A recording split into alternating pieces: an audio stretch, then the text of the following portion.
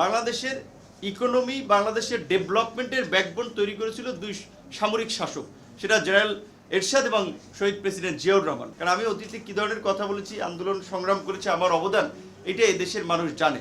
এই যে এখন জুলাই পরবর্তী সময় যারা আজকে সরকারি দলে আছি, বিরোধী দলে আছি, আমি যদিও সরকারের প্রতিমন্ত্রী আছি, কিন্তু আমি প্রতিমন্ত্রী হিসেবে এখানে কথা বলছি না।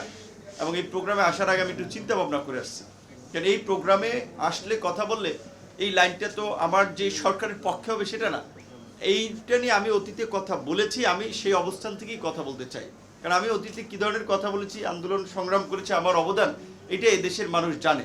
এই পার্বত্য চট্টগ্রামকে, বিশেষ করে এই অঞ্চলের নিরাপত্তা নিয়ে এই অঞ্চলের সেনাবাহিনীকে আমরা দেখেছি আক্রমণ করা হয়। সেনাবাহিনীর আমাদের ক্রিটিসিজম আছে কিছু কাজে, সেটা আলাপ আলোচনার মাধ্যমে সমাধান হতে পারে, আমরা সেটা নিয়ে দায়িত্বশীলদের সাথে আলাপ করতে পারি। কিন্তু এই যে মানে ননসেন্সের মতো কথা বলা, যে পার্বত্য চট্টগ্রাম থেকে সেনাবাহিনী তুলে আনা, তাদের রাষ্ট্র, রাজনীতি, নিরাপত্তা এগুলো নিয়ে ধারণাই নেই, বিশেষ করে ভূ রাজনীতি নিয়ে।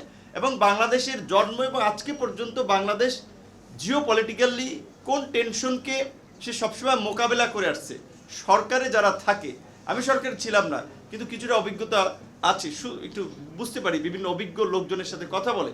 কারণ রাজনীতিতে তো অনেক সেনা কর্মকর্তা আছে, তাদের সাথে শুনেছি প্রেসিডেন্ট জিয়াউর রহমানের সময় কিভাবে তারা বাংলাদেশকে এগিয়ে নিয়ে গেছেন। জেনারেল এরশাদের যতই আমরা সমালোচনা করি, এটা ঠিক বলতে হবে, বাংলাদেশের ইকোনমি, বাংলাদেশের ডেভেলপমেন্টের ব্যাকবোন তৈরি করেছিল দুই সামরিক শাসক, সেটা জেনারেল এরশাদ এবং শহীদ প্রেসিডেন্ট জিয়াউর রহমান। বাংলাদেশে আজকে বড় বড় হাইওয়ে, অবকাঠামো, ইন্ডাস্ট্রি, শিল্পায়ন যাই বলেন, এগ্রিকালচারকে প্রমোট করা, এটা ওই দুই এই সামরিক শাসকই করেছেন।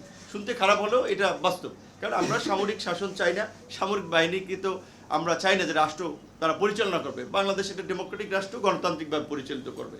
কিন্তু সামরিক বাহিনীর সময় বাংলাদেশে, বিশেষ করে জিয়াউর রহমানের অল্প সময় বাংলাদেশে যে ধরনের দৃষ্টান্ত বাংলাদেশ রেখেছে, সেটা বাংলাদেশের অভ্যন্তরীণ পলিসি থেকে শুরু করে আন্তর্জাতিক পলিসিতে। কারণ আজকে এই যে আমাদের, আমি যে মন্ত্রণালয়ের দায়িত্বে আছি, প্রবাসী কল্যাণ ও বৈদেশিক কর্মসংস্থান, এই মন্ত্রণালয় মিডল ইস্টে প্রথম প্রবাসীদের যাত্রা শুরু হয় প্রেসিডেন্ট জিয়াউর রহমানের হাত ধরে 1976 সালে। এবং মধ্যপ্রাচ্যের মুসলিম দেশগুলোর সাথে সম্পর্ক উন্নয়নে জিয়াউর রহমান অগ্রণী ভূমিকা পালন করেছিলেন, যার ফলে আজকে আমাদের এই যে প্রায় 1 থেকে 1.25 কোটি মানুষ দেশের বাইরে আছে, তার বড় একটা অংশের গন্তব্য বা বড় একটা অংশের অবস্থান হচ্ছে কিন্তু মধ্যপ্রাচ্যে, প্রায় 75%-এর মতো। বাকি অন্যান্য দেশে যাচ্ছে। আমরা এখন ডিসেন্ট্রালাইজ করতে চাই, মধ্যপ্রাচ্য থেকে অন্যান্য জায়গায় এক্সপ্লোর করতে চাই আমাদের দেশের মানুষের কাজের জন্য। কিন্তু এই ক্রেডিটটা জিয়াউর রহমানের, যে তার সরকার এটা করতে পেরেছিল।